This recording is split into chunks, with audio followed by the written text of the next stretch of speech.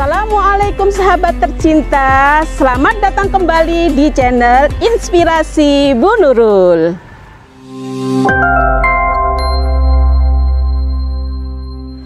Dimanapun kalian berada, semoga selalu sehat, bahagia, dan dilimpahi keberkahan dalam segala hal yang diberikan Allah Subhanahu wa Ta'ala. Amin, amin, ya Robbal Alamin.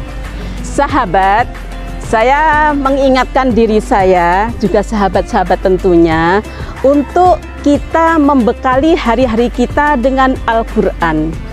Sebab dengan bekal Al-Quran lah hidup kita lebih berkah dan bisa bertambah berenergi kebaikan. Dalam kehidupan ada energi terbesar, yaitu matahari. Nah, matahari bisa menghidupkan tumbuhan, pepohonan, dan berbagai manfaat lain yang sangat dibutuhkan oleh makhluk hidup di atas bumi ini. Tapi tahukah sahabat bahwa ada energi yang lebih besar daripada matahari? Kalau matahari bisa menghidupkan tumbuhan yang layu, maka Al-Quran bisa menghidupkan hati yang mati. Nah, sekarang apa ya tanda-tanda hati yang mati? Nah, banyak sekali tandanya. Di antaranya adalah ketika seseorang itu berani meninggalkan sholat. Tarkus sholah. Nah, orang yang dalam keadaan sehat walafiat tanpa ada halangan apapun, padahal dia adalah seorang yang beriman, sampai dia berani meninggalkan sholat, berarti itu adalah tanda-tanda di antara tanda-tanda hati yang mati.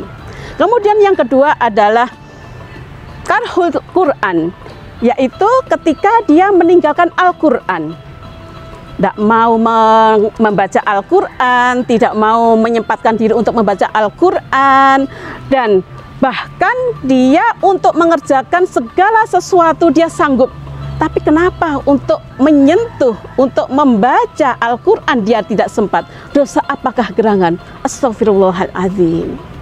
Dan yang ketiga adalah ketika seseorang hubbul maksiat, yaitu orang yang mencintai kemaksiatan. Dia berbuat dosa, dia melakukan kezaliman, berbuat sesuatu yang tidak disukai oleh Allah. Itu dia tidak merasa gelisah, tidak merasa risau, tidak merasa berdosa. Jadi dia tenang-tenang saja. Berarti dia tidak punya kepekaan, hati yang mati. Dan yang keempat adalah hati yang keras. Orang yang tidak punya rasa khawatir, tidak punya rasa ketakutan atas apa akibat dari yang diperbuatnya ketika di dunia, padahal nanti semuanya akan dipertanggungjawabkan di hari akhir. Dia tidak punya rasa kepedulian, tidak punya rasa takut ketika melihat ada kematian, tidak mengambil pelajaran dari setiap pelajaran yang dihamparkan di depannya. Maka hati itu sudah membatu, sudah mengeras. Jadi tidak ada yang bisa menembus di dalam hatinya, nasihat apapun sudah tidak masuk. Karena itu hatinya seperti batu, bahkan lebih keras dari batu.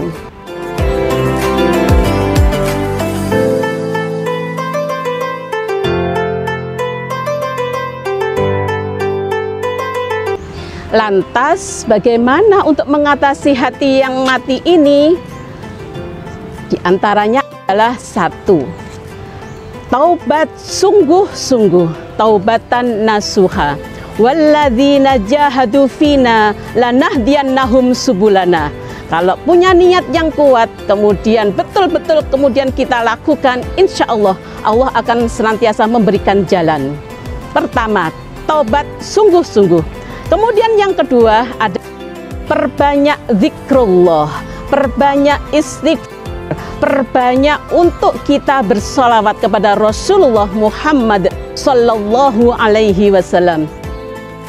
Ayyuhalladzina amanu dzkurullaha dzikron katsira wasabbihuhu bukratan wa asila. Nah, kemudian yang ketiga, ini nih, dengan kita senantiasa bermesra-mesraan dengan Al-Quran, tadabbur Al-Quran. Jangan pernah lepas lepas hari-hari kita dengan Al-Quran. Karena dengan Al-Quranlah ketika kita setiap hari kita menyapa, menyentuh dengan penuh kasih sayang, menentuh dengan rasa cinta, kemudian kita membacanya, mentadabburinya, itu adalah sebuah tanda bahwa kita cinta dengan Al-Quran. Maka ketika kita sudah melakukan step by step, mulai dengan langkah pertaubatan yang sungguh-sungguh, kemudian setiap hari-hari kita senantiasa kita basahi dengan berzikrullah, kemudian kita senantiasa hiasi hari-hari kita dengan sholawat Nabi, kemudian tak lupa kita senantiasa bersyukur dan beristighfar kepada Allah, maka tunggulah Allah akan merubah keadaan. Ketika mulai waktunya berjalan, maka tunggulah Allah akan liyukhrijakum minadz-dzulumati ilan nur, akan mengeluarkan orang-orang yang bertaubat, mengeluarkan orang-orang yang ingin berubah menjadi lebih baik, akan mengeluarkan dari yang kegelapan menuju kepada cahaya. Perubahan-perubahan ini akan menjadikan seorang muslim, muslimah akan menjadi pribadi-pribadi Qur'ani. Dari yang tadinya dia berhati keras, maka dia akan menjadi punya hati yang sangat lembut. Dari tadinya dia hina, maka Allah akan memuliakannya. Dan ketika pada asalnya hatinya sudah mati, maka Allah akan menghidupkan hatinya kembali.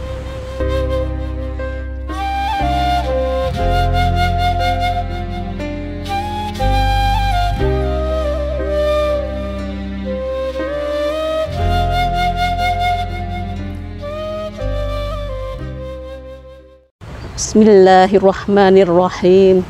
Inna fi khalqis samawati wal ardi wa tilafil laili wan nahar la ayatil liulil albab alladzina yadhkuruna Allaha qiyaman wa qu'udan wa ala junubihim wa yatafakkaruna fi khalqis samawati wal ardh Rabbana ma khalaqta hadza batilan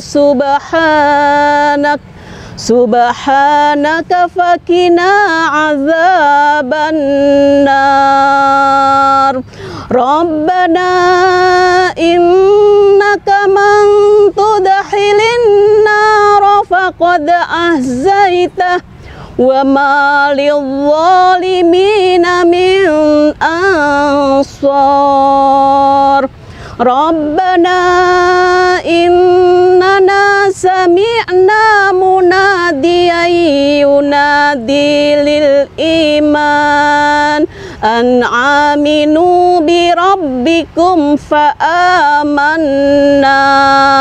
Rabbana faghfir lana dhunubana wa kaffir anna sayyi'atina wa tawaffana ma'al abrar. Rabbana wa atina ma wa'adtana ala rusulika wa la tuhzina yaumal qiyamah innaka la tuhliful mi'ad. Sadaqallahul azim. Ya Allah, rahmatilah kami dengan Al-Quran. Ya Allah, jadikanlah Al-Quran sebagai pemimpin, sebagai cahaya, petunjuk dan rahmat bagi kami. Ya Allah, ingatkanlah kami ketika kami lupa atasnya, dan ajarilah kami apabila kami belum tahu atasnya. Ya Allah, berikanlah kami kemampuan untuk bisa membacanya sepanjang malam dan siang. Ya Allah, jadikanlah Al-Quran ini sebagai pembela kami. Wahai Allah, Tuhan semesta alam. Wassalamualaikum warahmatullahi wabarakatuh.